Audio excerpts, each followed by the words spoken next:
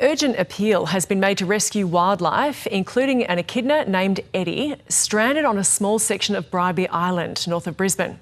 The sandy peninsula has been steadily crumbling since Cyclone Seth hit in 2022 and further battered by Cyclone Alfred last month.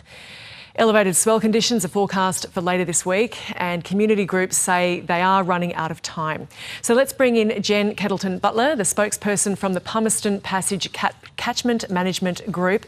Jen, thank you for your time. Now, what is this immediate situation at the tip of Bribie Island, and what is this urgent appeal? Yeah, good morning, Gemma. Thanks for having us on. The urgent appeal at the moment is we've got a very small section of the island left. It's isolated. It's about 30 metres wide by about 300 metres in length. And we know that there's wildlife trapped over there. I came across an echidna there 2 weeks ago, just over 2 weeks ago on sunset. I regularly check in on the state of the island, and I can see how rapidly it is getting washed away. And that echidna is a symbol of all of the wildlife that is trapped there. Their home is shrinking, is dissolving into the ocean. And the question is, what's the plan? Are we happy to just let that wildlife succumb to the ocean? Is there something we can do? And one of the big things that I would like to put an appeal out to at the moment is to Robert and Bindi Irwin at Australia Zoo. This is their backyard. They're on the Sunshine Coast. They are conservationists. This is their father's backyard, his stomping ground. We've got wildlife that's in trouble over there.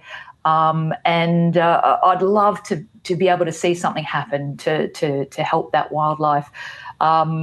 So, yeah, that's the urgent appeal. But obviously we've got lots and lots of impacts and issues going on, including destruction of communities and risk of businesses and residents through increased threat of storm surge because we've lost our island.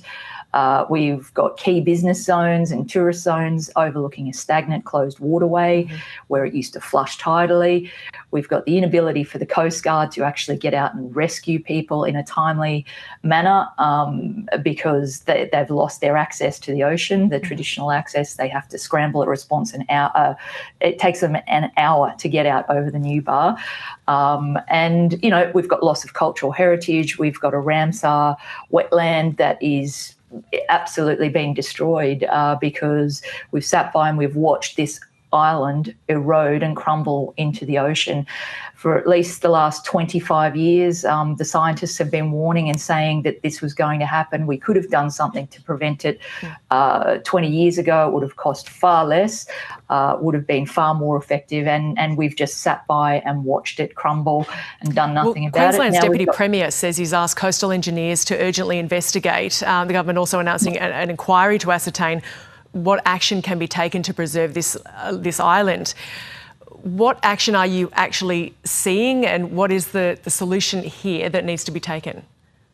Yeah, look, I think the solution is obvious. We need to implement a coastal engineering solution that builds back our island, that reestablishes our bar at its traditional location.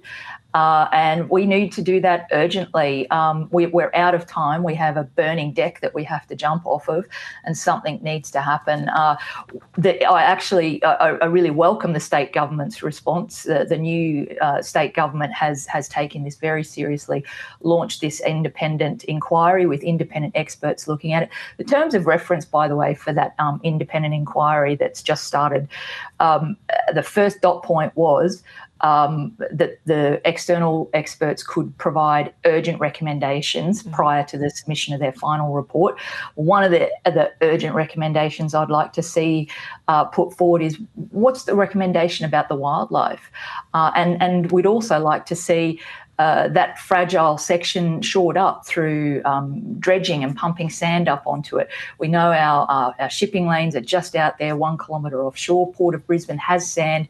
They've got dredges. They could shore up that section of island like that if they wanted to. And I mean, I know this is long term and a lot needs to be done here, but you're worried about this forecasted elevated swell conditions later this week, and I know you just put the call out to Robert and Bindi Irwin a moment ago, but I mean, how many days do you have for this next event, and what can be realistically achieved in that time? Yeah, that's a good question. Look, the issue is progressing rapidly each day. We're losing metres and metres of that island every day. That new breakthrough that started on the 27th of February this year is now 100 metres wide, and it is the predominant channel through which the outgoing tide wants to go now. So that's a lot of current that scours it out really quickly. It is urgent. It's happening more quickly than what any government can keep up with. But honestly, I'm going over there every day with a box in my boat to check on it, because you can only get there on a certain tide. You need a bit of local knowledge to get there.